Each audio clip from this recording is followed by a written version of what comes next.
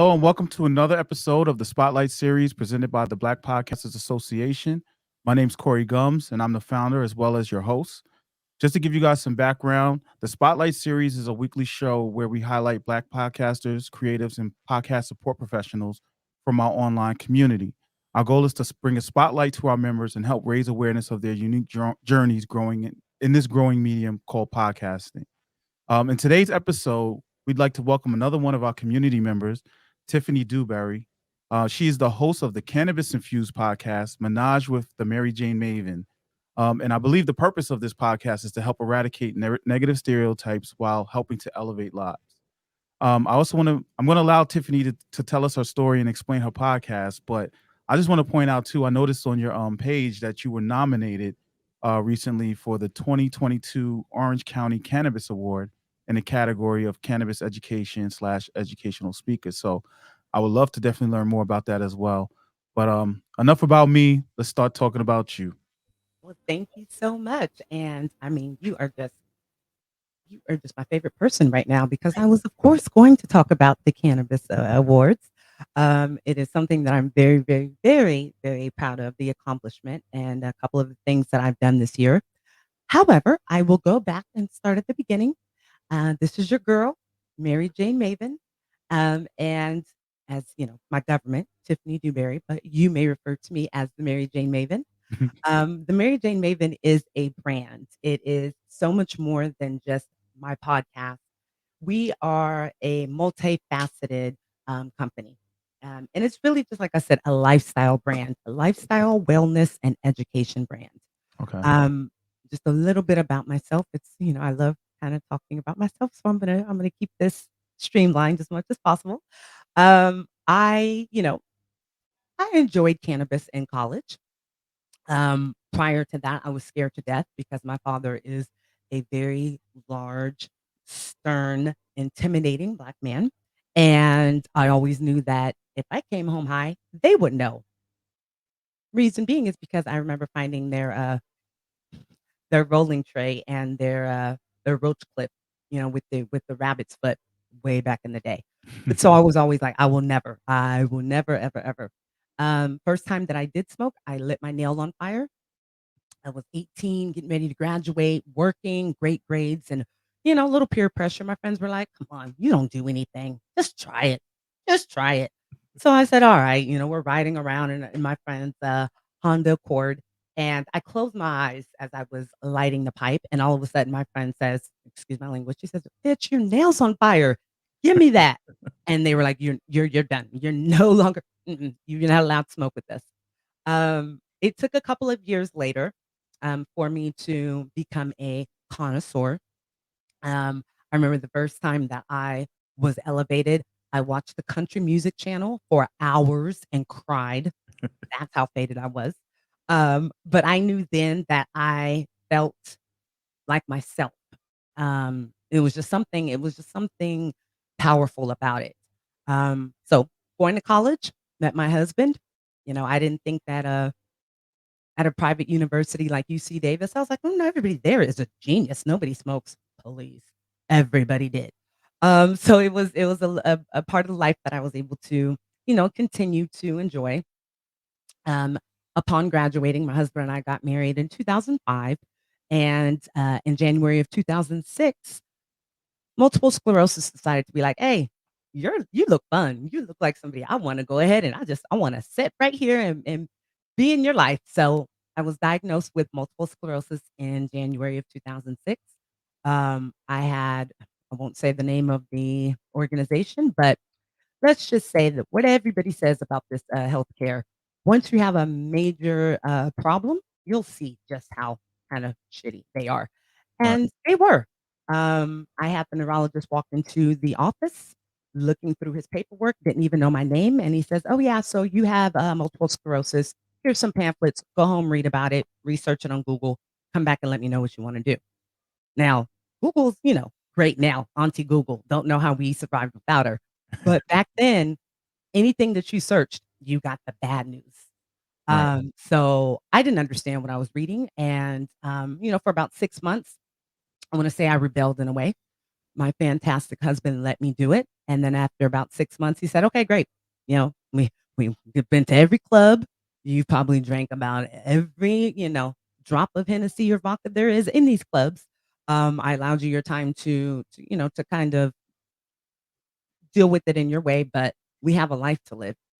We have plans and I wanted to continue that way." So at that time, very young, I was 27, I believe, where I didn't, most people don't have to worry about their medical care, but I had to become very diligent and find the right neurologist for me, find the right healthcare for me. And we did that. And I found a fantastic neurologist who to this day, when I go to see him, we're just reminiscing. We're talking about his vacations. We're talking about what's going on with his new girlfriend. And then the last 15 minutes, he does the test. But he's always said that he admires the way that I, deal with the illness. And the way that I decided was I wasn't going to claim it. I wasn't going to let it become me. That way I felt like it wasn't going to manifest.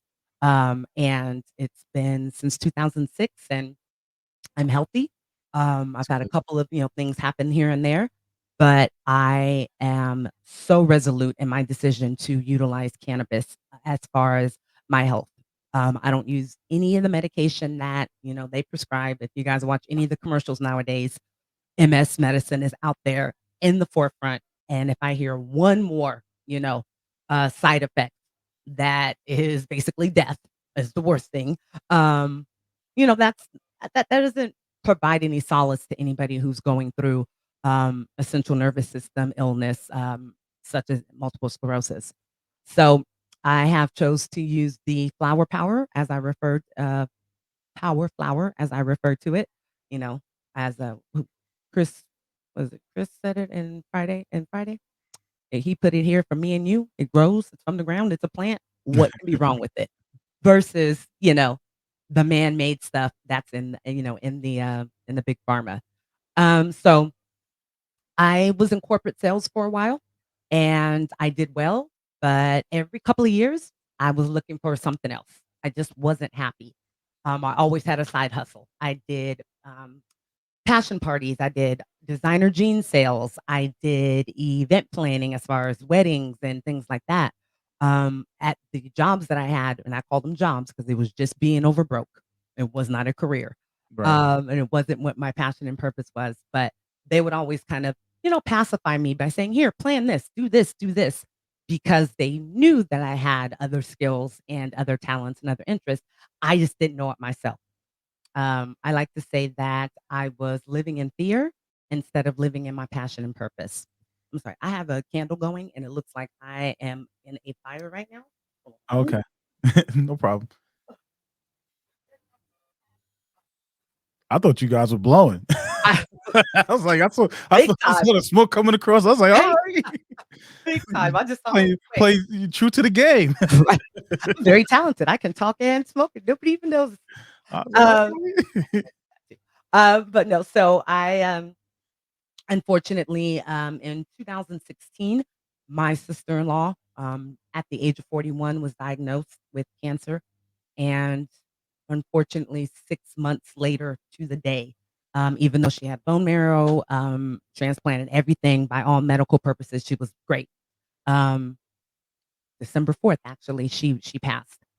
And she was Wow. young and she was so full of life. And it just it really hit me hard. And I told myself, I've got to figure out what it is that I want to do.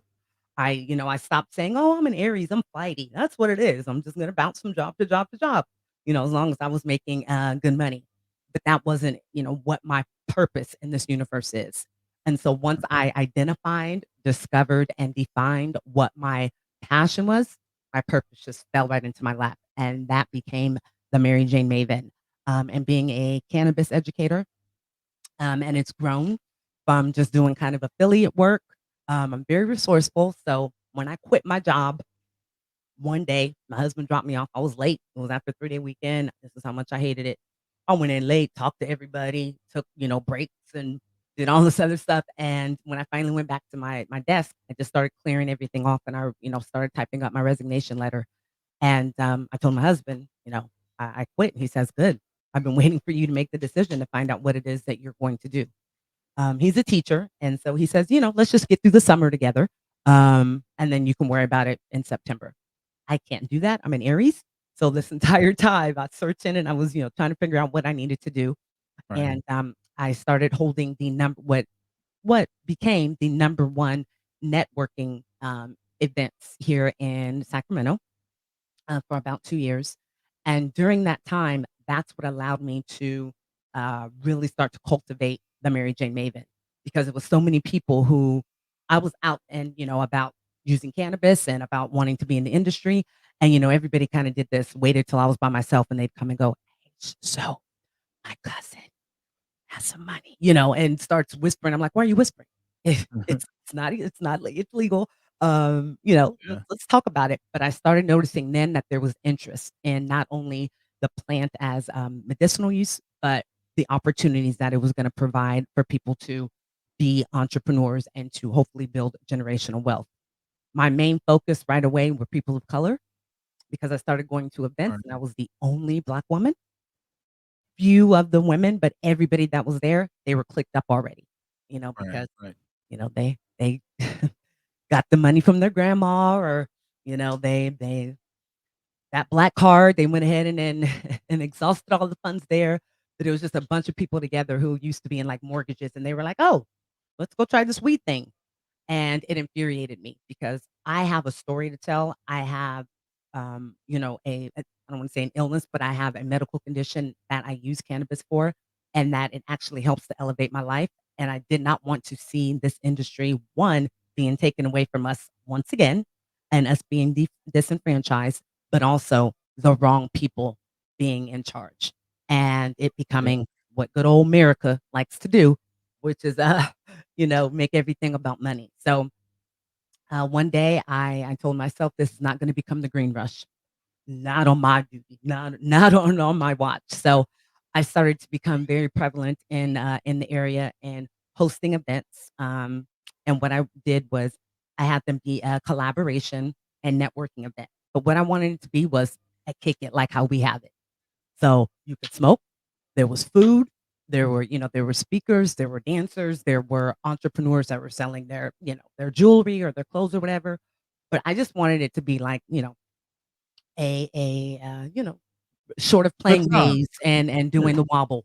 I Yeah. just wanted it to be that kind of community because I wanted people to feel like they could start collaborating. Right. One thing that I will say about us is that we're always so worried about and it's not a bad thing. It's how we have to be within this country, but focusing on our end goal that we may miss an opportunity to collaborate with somebody who then we can together go even further and be even more Right. successful. Um, so I started working with the equity program. I'm not sure if in your cities and towns if you guys have equity programs. Equity programs are meant to help those that have been disenfranchised, those who have past crimes Yeah. or past charges, or somebody who maybe lives in a low income neighborhood or something like that. Each city, each county, each state is different, but it's to help people of color be able to get into the industry and to take away that obstacle of money because, that is the easiest, Well, it's smoke expensive screen to to get have. into it, so, Yeah, it's expensive to get your licensing and the training and stuff, so very, very much. yeah. And I think most people thought right away, "Well, I don't have $1,000,000 to, start a dispensary." Right. But what I wanted to do was allow people to find out that you did not have to be flower touching. That's a great thing. It's very spiritual. Go ahead and grow your own in your backyard, but you did not need to be a major cultivator or manufacturer, right off the bat. Now, if you want to get there, definitely don't give up on it, but take baby steps because this is a new industry as far as within our economic system and within this country. So we have to make sure that we understand it inside and out so that it Okay. works best for us. So part of what I do as well, and as you mentioned, the MariJayne Maven and my tagline or my mission is to educate, eradicate, and elevate. So first, I would like to educate so that we can just completely eradicate all of the, you know, BS stigmas that are involved. Right. My grandmother, who is 80, saved, sanctified, stamped bound for glory, first lady of a church. That was dope.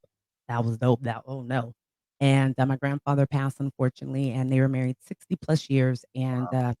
her doctor took her off of the 30 daily medications that she was on and had been on for 20, 30 years, cold turkey, and told her to take Excedrin for pain as she was grieving. I told my grandma, I said, look, don't be mad at me. I don't know what verse it is in the Bible, but where it talks about the tree of life, that's cannabis. I said, Grandma, just trust me. I'm going to make sure that you can at least not be in pain. So I went and, bought her a lot of CBD edibles, and then I moved her up to a vape pen, and then my grandma was calling me, talk about, "Hey, girl, can you give me some of that VCR?" I'm like, "Oh, THC? Okay. All right, grandma. So now you wanna move up." So I started her on a high, ratio of it was 18 no, 20 to 1, so that she was getting some of the psychoactive benefits, to help her through the grieving process, but overall, she was getting the wellness and the relaxation that she needed, from the CBD aspect. So Okay. being able to I was gonna do it anyway because 'cause I'm hella grown, but being able to convince my grandmother, my aunts, uncles, that more religious side of my family that it is not dope. You're not gonna burn in hell. Um, and to let them know that I was building a career off of helping people to live a better life. It really kind of validated for me, and it let me know that I was on the right track. So, uh, that was 2016. Um, my husband always knew that I wanted to have a radio show. I'm not gonna tell you my little tagline that I had, but I had one. And podcasting was huge. I love the read. I love, like I said, Charlemagne.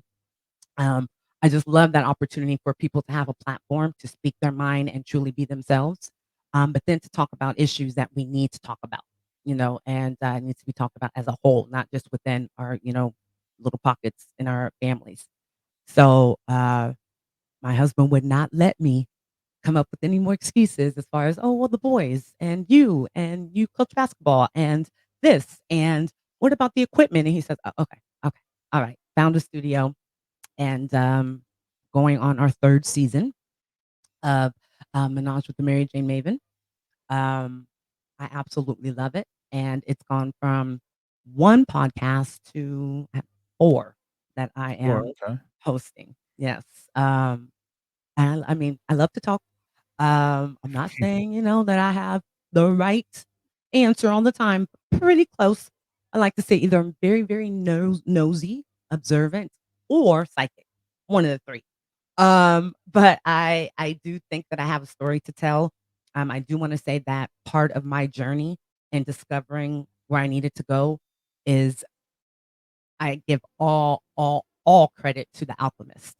I read that book and it Okay. changed my life. It It's a changed my great way of book. thinking.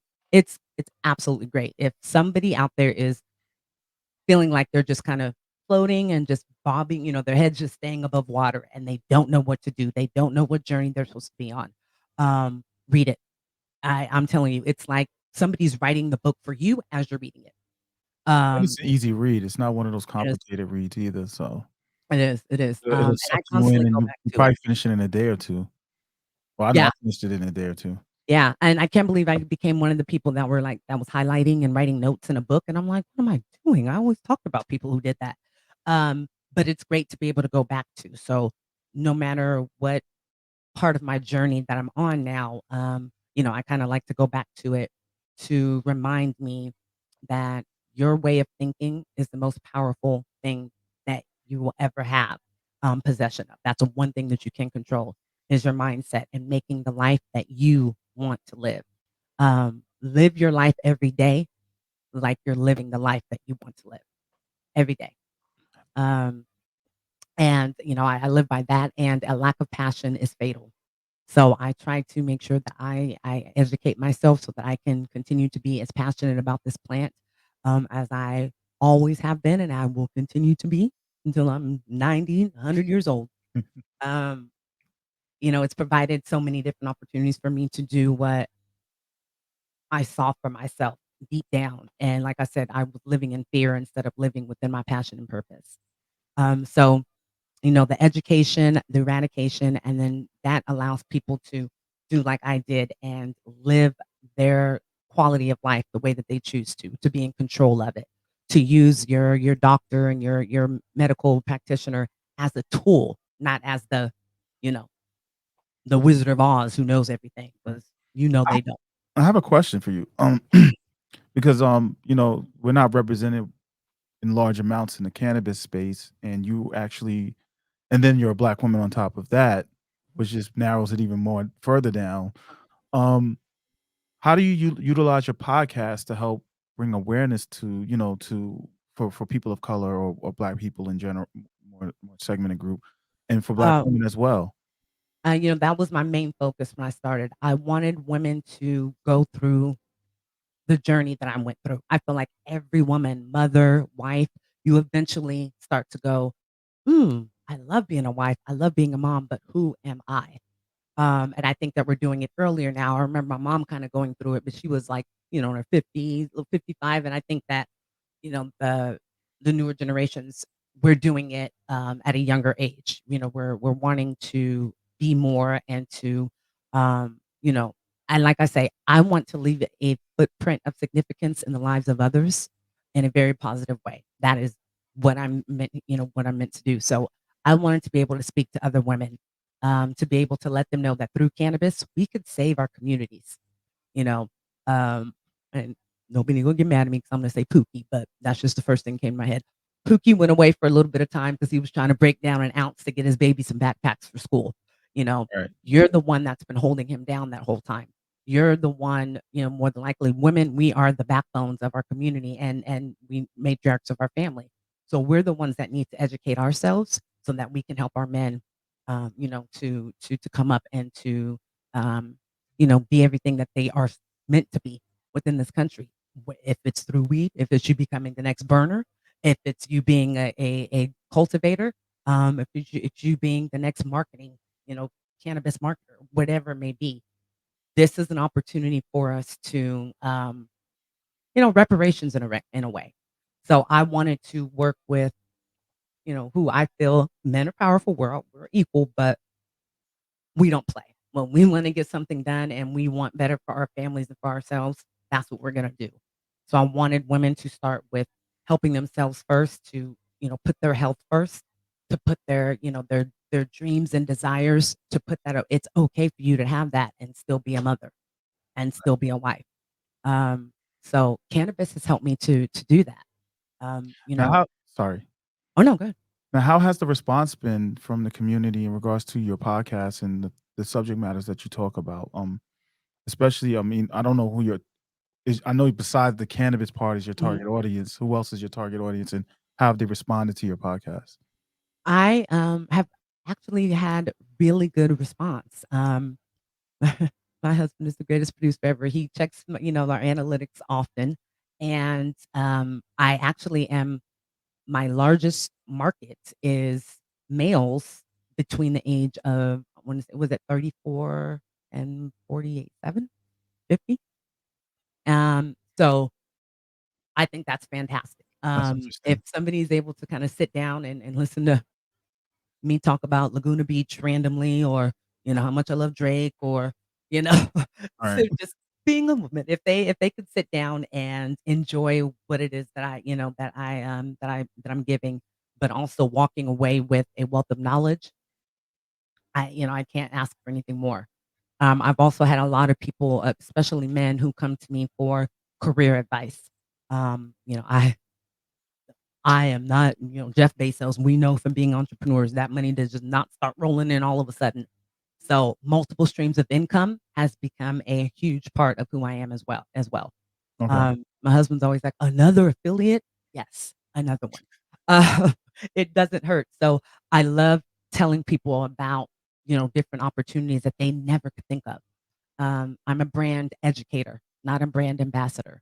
Um, Cannabis needs education, not somebody to be a cheerleader. So if you, and I say this all the time, especially black men, you know, slick tongue, can sell ice to a igloo, like E40 says. There you Eskimo. go. If you could, you can do that, and you can definitely get into being a brand educator, especially if you are passionate about cannabis and all of the different, products that are out there now. that's a great way for somebody to get their foot in the door. Um, and then, kind of go from there. So I've actually had very good response. I have an episode that I do once a month called Pussy Power, and it's for the ladies, but I get a lot of my male viewers who send in a question, or I've had I have a studio in my house, so we'll have live episodes sometimes, and it ends up just being a uh, a good night of laughing, games, Mhm. great communication between men and women, and then also as women, we're helping to lift each other up. I always say, don't knock over that crown. We want to help, to straighten that up on a Right, queen's right. head. So, um, I love to highlight when people are, you know, pursuing what they're meant to do. I have to say that if during COVID you were doing, you ended up in 2021 doing the same shit you were doing in 2019, I can't mess with you. That was a great opportunity and a message from the universe letting us know that this was our time to better ourselves and to take opportunities and to take advantage of the opportunities that were being provided to us. All right. So how has now I know you've referenced your husband a lot and how supportive he's been with you on your journey. How has podcasting helped you, your family, and your relationship with your husband? How has it helped you guys? Because I think that's also important. You know, a lot of times people are doing it by themselves. They don't have the full support of their family. We do have members in the group who are teams. They do it with their wives or their husbands or their significant other. Um, but we don't really hear podcasters talk about that much, right? Mm. And it's very important when we go on these endeavors because they're very time consuming that we have proper supports in our lives. How has this helped you guys, or how has this affected your relationship? It's helped tremendously. We've spent a lot of time together. We have been together 20 years. And in that 20 years, I think we've been apart maybe a total of 2.5, 3 weeks, Wow, when I worked here and that's there and things amazing. like that. He coaches basketball, high school and college. So, tournament time, he goes away, but I'm usually just a few hours behind him going to be with them. Um, the support, I have to say, as a woman and as a wife, you know, being a mom is a thankless job sometimes, a lot of the time. And, being in relationships and you just kinda going with the flow and things like that. Sometimes, your significant other may not get the opportunity or that, time doesn't allow. Life, gets in the way to tell you how much they appreciate you and how proud they are of you.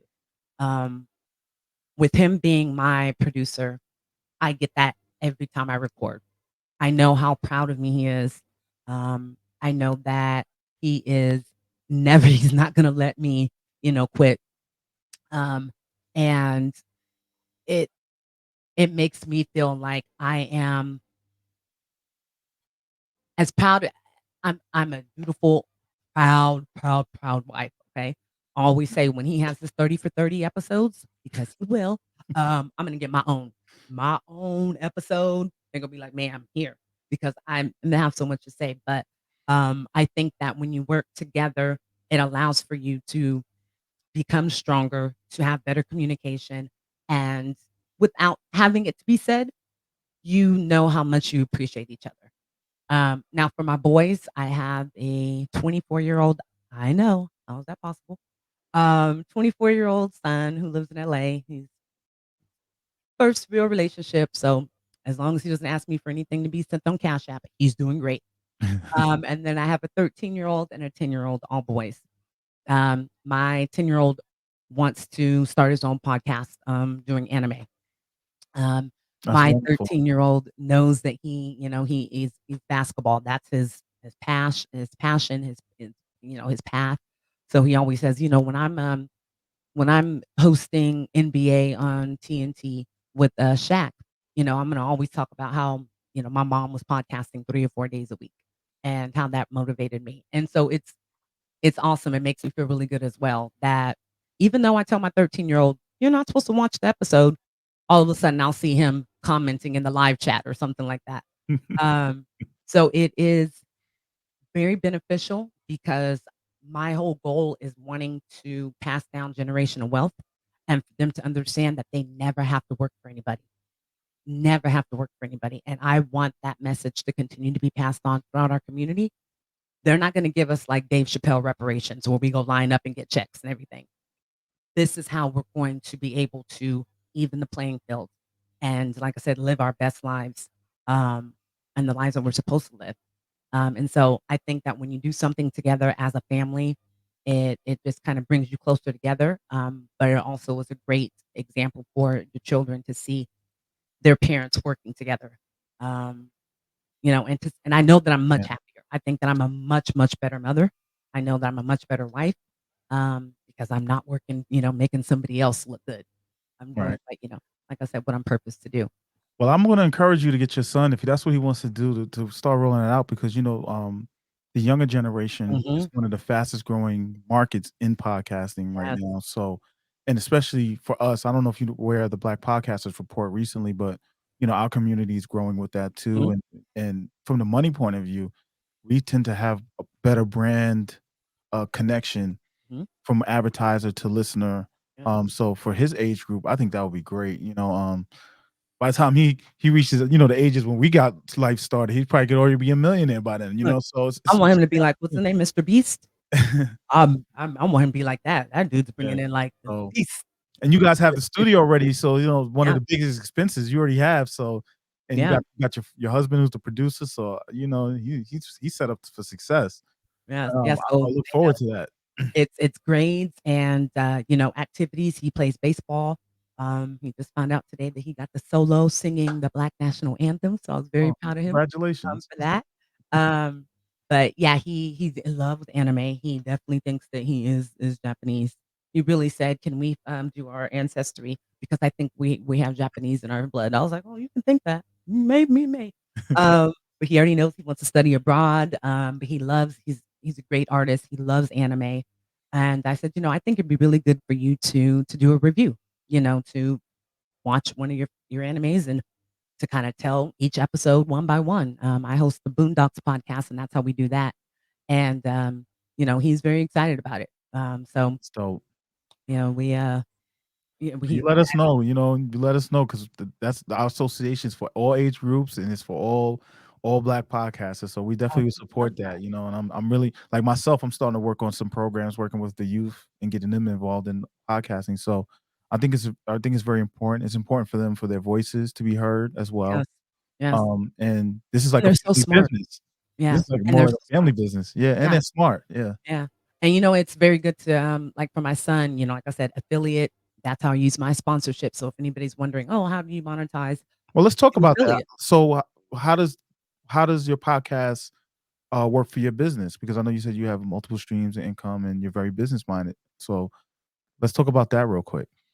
So my podcasts vary a bit. So for each one, I focus on products, brands or whatever that has to do with, you know, that that product. So for cannabis, of course, I don't want to call it a head shop, but where you can get your dab rigs and whatever else. And CBD is huge to me. Huge, huge, huge, huge. And so I work with the first CBD, black owned CBD company, um, Holmes Organic. So I work with them. Just whatever I find, honestly. If I find I really am, what sales did give me was the ability to product knowledge and to find out something that I truly believe in. So that's what I do. For my Boondocks podcast, we had Funko Pops made of us. So yes, I have a Funko Pop. We have, merch and things like that. Um, for my other podcast that my husband and I do together, that's more adult. So more adult products and things like that that Right. I use as affiliates. Um, and I really try to work with entrepreneurs. My husband hates it, but I believe it's good karma that I'll just say, "Hey, let's collab." This will be you. I'll do an ad for you. You do one for me. You come on my pod. I'll come on yours. And because when it, when the time comes, I'm sure my pockets will be lined, from that or however karma would like to pay me back. But it's very important to understand the power in our dollar and the fact that we are so resourceful. And I love that you said that as a community and as Black people, we have a great connection between, you know, brands and ad and things like that, and it's because we're passionate. We are passionate people and not really too good at, you know, BSing. So if it's not a good product, you're probably gonna hear about it, even though they're gonna be talking about it. You know, so I think that's what makes us so good at it and so attractive to, you know, to brands is you know, just that longevity, that like I said, that honesty. And we are some creative, hilarious people. Okay. So if we could, you know, make somebody's brand you know, even more likable by our humor or just by the way, you know, our delivery, then why not? You know, Right, and right, especially for cannabis, it's not gonna happen anytime soon, but we're not gonna have, you know, 4 commercials during the Super Bowl anytime soon. It's probably gonna come, but no time soon. So cannabis companies have to really pivot and think about how they're gonna market and do their advertising. And, using brand educators such as myself and using, I think, podcasters is a great way to do it. right. I know you have a schedule to keep, so I'm gonna wind this down. But one thing I do want to ask you a question. What advice would you have for people in our community who are looking to get started in podcasting? And what would be one thing if you could go back and change? What would be one thing you would change in your journey in podcasting? Um, First and foremost, I doubted myself. When I first started, I had 3 co-hosts, and I didn't want to admit it.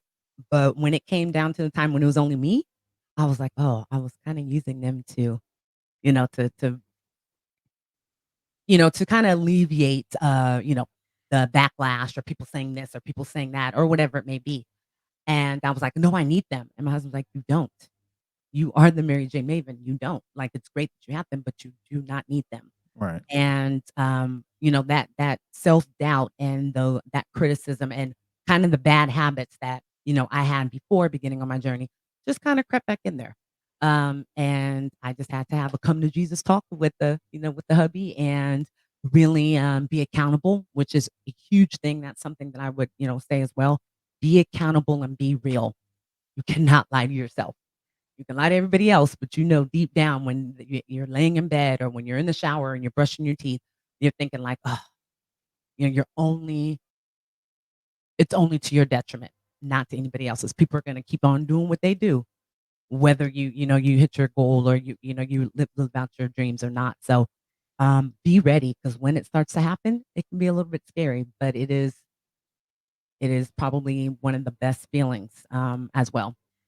I right, remember driving to work when I used to work in call centers and seeing people, like, loving that they were going to work, and I'm like, "Man, I don't care how much NSYNC or whatever else I listen to, like, nothing is getting me that excited to go to work." But I remember saying, "I want to be that way one day," and I am now. So, that's beautiful. um uh-oh, sorry. Sorry about that. No, my mother-in-law. So, yeah, so definitely, I would say don't you're gonna have doubts, but use those doubts as fuel. Right, Like I said, discover, define, and just live within your passion and purpose, and don't ever waver from that. Um, Living with passion is an amazing thing. People say all the time, "You just speak with so much passion." I'm like, "Well, thank you. I'm glad that's coming across." That's how it should be in whatever it is. I don't care if right, you are underwater basket weaving. I don't care if you're making, you know, cannabis edibles. I don't care if you're making earrings. I don't care what it is. If that's what truly makes you happy, that's what you should do each and every day. right. And we have a story to tell as Black people, and as people of color, amazing stories to tell. And there's so many of us that go, "Oh, I wanted to write a book. Oh, I wanted to do this." Well, now is the time to do it. I mean, Um, right. That's one reason why I wanted to do this with the media moderators in the group. We talked about doing this for a while, and that's why we like because all of you guys as podcasters have different paths, different obstacles that you've overcome, and even though this is about your podcast, right? It's also about you as a host and as a black podcaster and the journey you've been on mhm, to get to this point where you're at or to get to the point that you're trying to get to. yeah. And I think it's good that we highlight it because one thing we need to people to understand is, I hate saying this, but we're not all the same, right? We're not monolithic, right? We You all have just different I was just going to say that. Just gonna So, say we're not, as so much as they try to make us, we're not, right. you know. So, like you being a black woman, talking, being an advocate for cannabis and having a cannabis related podcast. That's when I saw that, I was like, oh wow, because usually I see guys with it. It's Mhm. far in between that you see, in solo podcasts at that too. So it's important that we get these stories out and learn who you are. Like you have a very interesting story, and I'm happy to hear about you and how you and your husband work together, because that's another story that we don't hear a lot about, and we need to start highlighting those things. So um, with that, I'm going to segue into just what does it mean for you to be. I mean, we kind of got the impression already, but to be a black podcaster as well as a part of our community, because everybody that comes on the show is a part of our community, and I just want the world to know what it maybe what has the community done for you, or just your opinion on what on the community as well. Um, overall, it's really validated, what I've always felt. When you're a little kid and you're like, I wanted, you dream. I used to think I was gonna be Janet Jackson. You couldn't tell me I wasn't. I've always done something that has done with entertainment. Um, and to finally have it come to fruition, and to have it come to fruition through something that I'm in control of, and that allows me to be creative. I can tell you now, when I'm not being creative, it's not right. And that's the type of people. If you're a creative type person, when you're not creating, it's like you're stifling yourself. So it's awesome to be able to, if I'm feeling kind of spicy because I got behind, 6 drivers of, Priuses, and we know they are the worst drivers ever, all day, and I wanna get on the podcast and complain about it, I can, and I love being able to do that. I honestly feel like I've never been more me than I am when I podcast, when I'm able to create, and that's why it's gone from 1 to 4, because I have so many different interests and there's so many different, facets of me, just as every, person out there, every adult, we have a story to tell, whether it's traumatic, whether it's inspirational, whether it's, the manosphere and this red pill, blue pill type stuff. You know, they're Right, they're they yeah, there's an audience for it. right. And if you're responsible with what you're doing and the message that you're putting out there, um, then I think it's only going to continue to be a positive aspect of our community's growth and the story that our ancestors are going to be able to tell, um, years and years and years from now. You know, um, we are storytellers. Right. We come from that, um, and we don't need to stop. There's so much more than stories that we have to tell, and I love it if people are just getting around talking about football. If women are getting around talking about your makeup, I don't care what it is. Just do it, because there's somebody out there that you're touching and changing their lives, and also yours, and that's a beautiful thing. That's perfect. Thank you. Um, Thank you for being here. Really appreciate learning more about you and your podcast. But we gotta get to the most important part. How can people find out about your podcast? Now I know I have your website and your Instagrams, your Facebook, and your YouTube. So I'm gonna Yeah. put that across the screen. But if you want to talk about how people can get in touch with you, as well as if they're interested in learning more about just the cannabis industry in general, I think Yes. that would be good too. Please reach out. I talk to everybody, especially if we're in person. If you're in California, Northern California, I'm a hugger. I will stop and talk to you.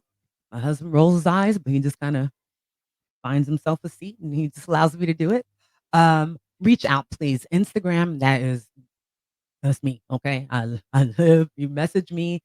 I respond faster on Instagram than I do emails, and anything else. Okay. But any social media, you can find me, my website, of course.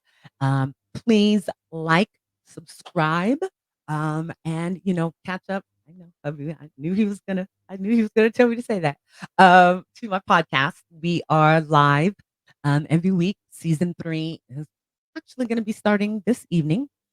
Um, and we go live on YouTube. I love the audio and the visual. So we're on all platforms as well.